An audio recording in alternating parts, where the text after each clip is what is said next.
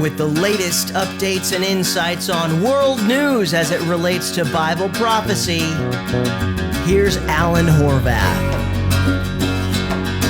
This is what the LameStream Media is not telling you. Shalom, my friends. Welcome to this week's newscast. There has been a lot of talk about internationalizing Jerusalem, saying that Jerusalem is not a part of Israel. And some 136 nations are supporting this atrocity.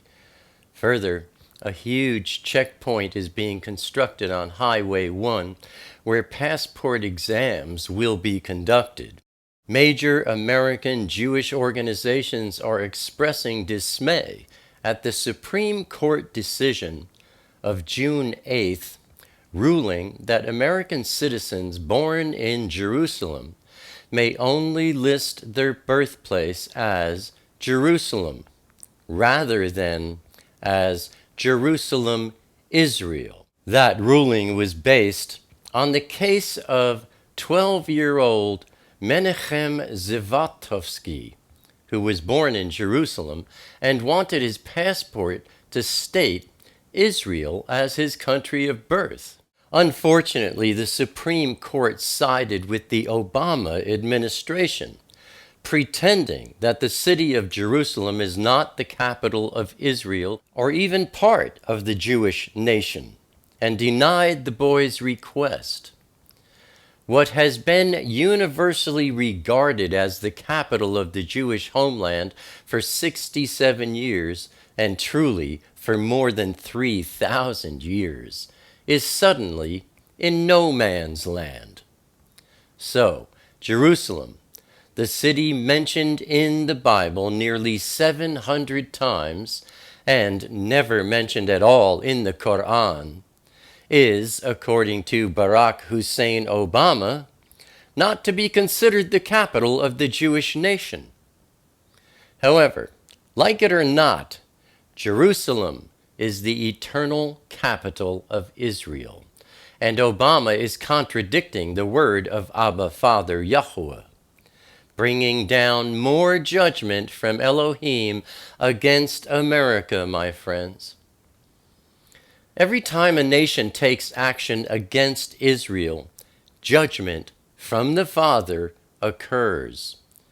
Genesis 12:3. I've cited this one before. Here it is again. Abba Father Yahuwah says, I will bless those who bless you, Israel, and whoever curses you, I will curse. October 30th, 1991, President George Bush opened the Madrid conference with an initiative for a Middle East peace plan involving Israel's land. And on that same day, an extremely rare storm formed off the coast of Nova Scotia, which was eventually tagged The Perfect Storm, with a book and movie made about it. August 23rd, 1992, the Madrid Conference moved to Washington, D.C., and the peace talks resumed. On that same day, Hurricane Andrew, the worst natural disaster ever to hit America, produced an estimated $30 billion in damage and left 180,000 homeless in Florida. January 16, 1994, President Clinton met with Syria's President Hafez al-Assad in Geneva. They talked about a peace agreement with Israel that included giving up the Golan Heights. And less than 24 hours later, a powerful 6.9 earthquake rocked Southern California.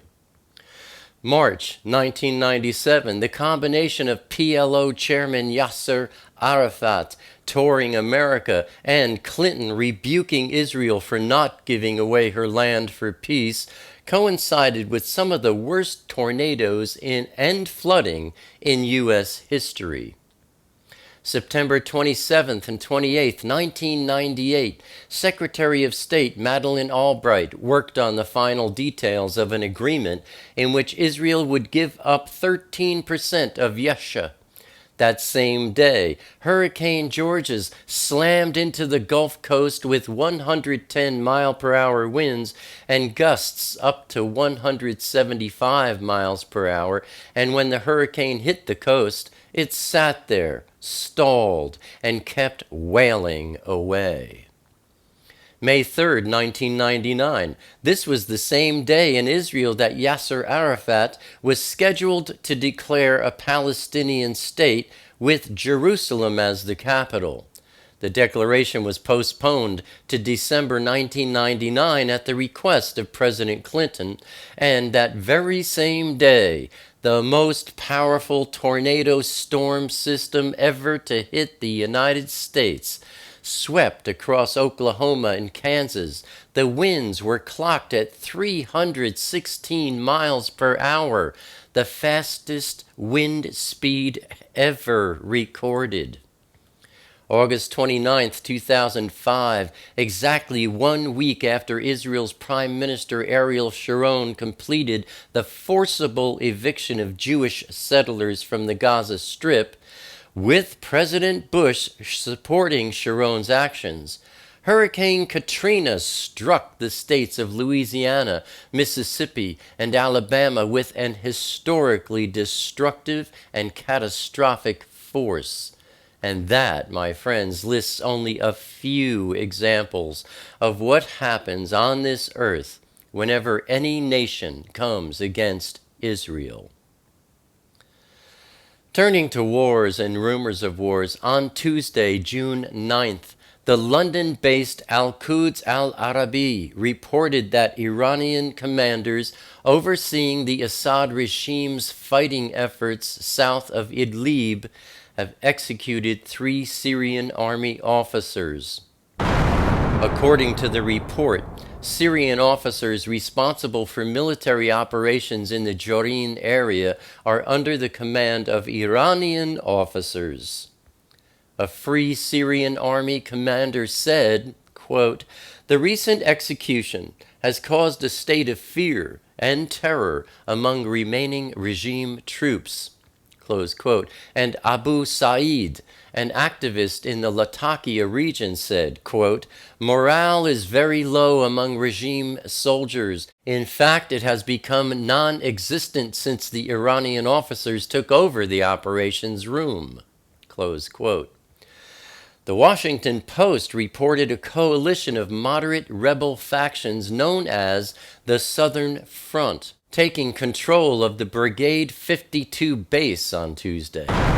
Brigade 52 is the largest military installation in Daraa province, which is key to the defense of routes leading to Damascus. Then on Wednesday, June 10th, the Jerusalem Post reported that Israeli border police shot a man who approached them with an explosive device in the West Bank. As a result of being shot, the explosive fell from his hand and detonated nearby. 1 day before the incident, the man, Aldin Ez, 23 years old, wrote a Facebook post saying, quote, "It is now possible to do what I want, to do everything, and I have decided to meet God."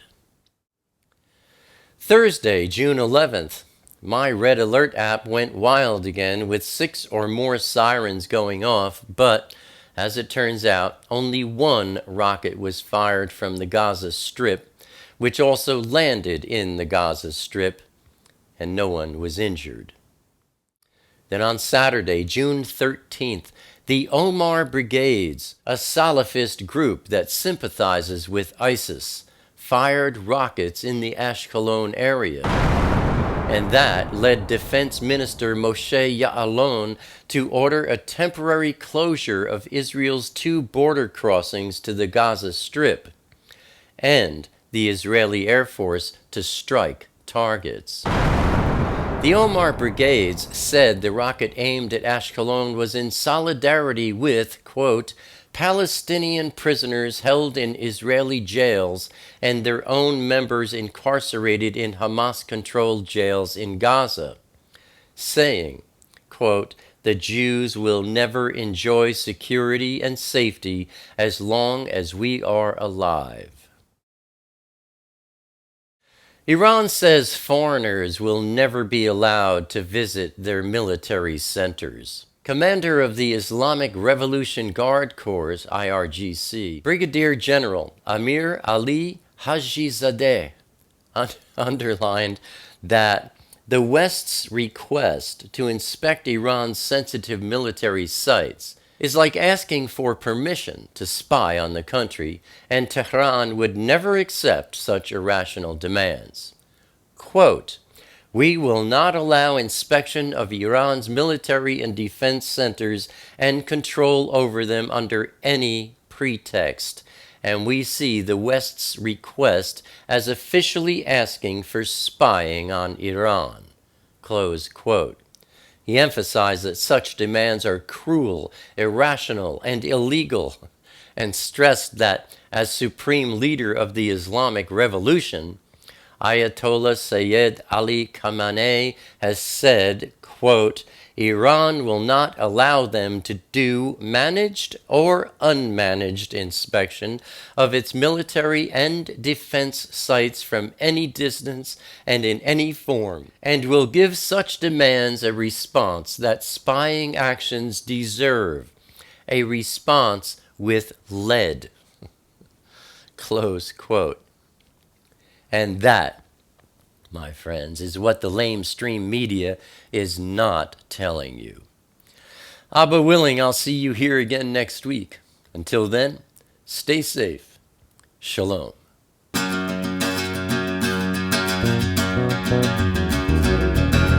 Make sure you hit that like button on YouTube, Facebook, or anywhere else you see it. You can share this video with all your favorite networks by clicking the share button below this video.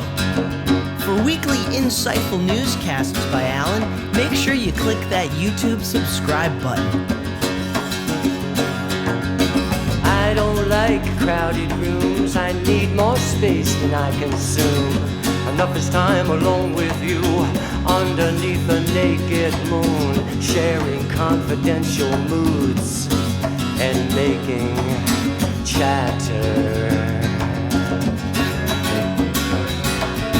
Mockingbird nocturnal sings notations of eternal things, entering the quantum breeze, flying not for want of wings. He lights his gaze on you and me, simply because we matter.